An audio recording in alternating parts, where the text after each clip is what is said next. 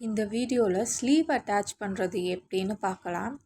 ஸ்லீவில் customer சொல்லியிருந்தாங்க saree border attach பண்ணுங்கன்னு சொல்லி.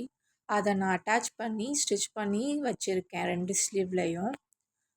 இது முடித்ததும் பாடி பார்ட் எடுத்துட்டு ஸ்லீவ் ஓட குட் சைடும் பாடி பார்ட்டோட குட் சைடும் மீட் பண்ணுற மாதிரி வச்சுட்டு ஸ்லீவில் 0.5 இன்ச்சஸ்க்கு மார்க் பண்ணிவிட்டு ஸ்லீவோட சென்டரும் ஷோல்டர் ஜாயினிங் ஓட மிடில்லையும் கரெக்டாக பாயிண்ட் பண்ணி அங்கேருந்து ஒரு ஸ்டிச் கொடுத்து ஸ்லீவை முடிக்கணும்.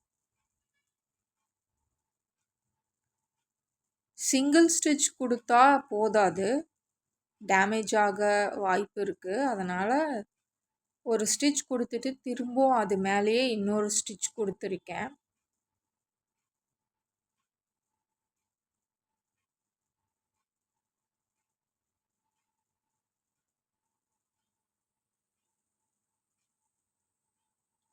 அது மேலேயே ஸ்டிச் கொடுக்குறேன் பாருங்கள்.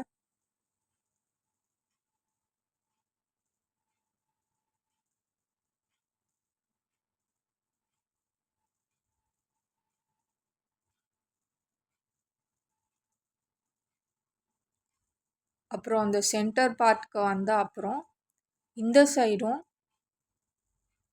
ஸ்லீவோட அந்த சீம் அலவன்ஸ் மார்க்கிங்கும் பாடி பார்ட்டோட சீம் அலவன்ஸ் மார்க்கிங்கையும் அர்காட் பண்ணியிருப்போம் இல்லையா, அதை குண்டூசி வச்சு செக்யூர் பண்ணிவிட்டு ஸ்டிச் கொடுத்தீங்கன்னா எவ்வளோ லூஸ் விடணும், எவ்வளோ டைட் இருக்கணும்னு நமக்கு தெரியும்.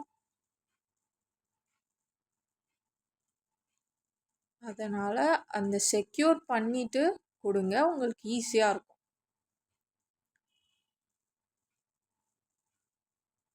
அகைன் ஒரு ஸ்டிச் இந்த சைட் கொடுத்தாச்சு. இப்போ திருப்பி அது மேலே இன்னொரு ஸ்டிச் கொடுத்தா ஸ்லீவ் பக்காவாக பர்ஃபெக்டாக கம்ப்ளீட் ஆகிடும்.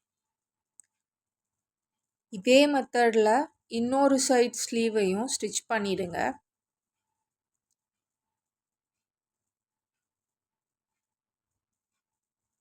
அவ்வளோதான். இதுதான் அவுட்லுக். எப்படி இருக்குன்னு பாருங்கள்.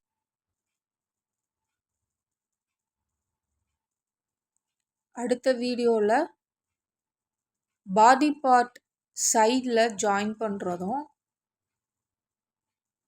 எம்மிங் பண்ணுறதும் காமிக்க போகிறேன். பைப்பிங்க்கு எம்மிங் கொடுப்போம் இல்லையா,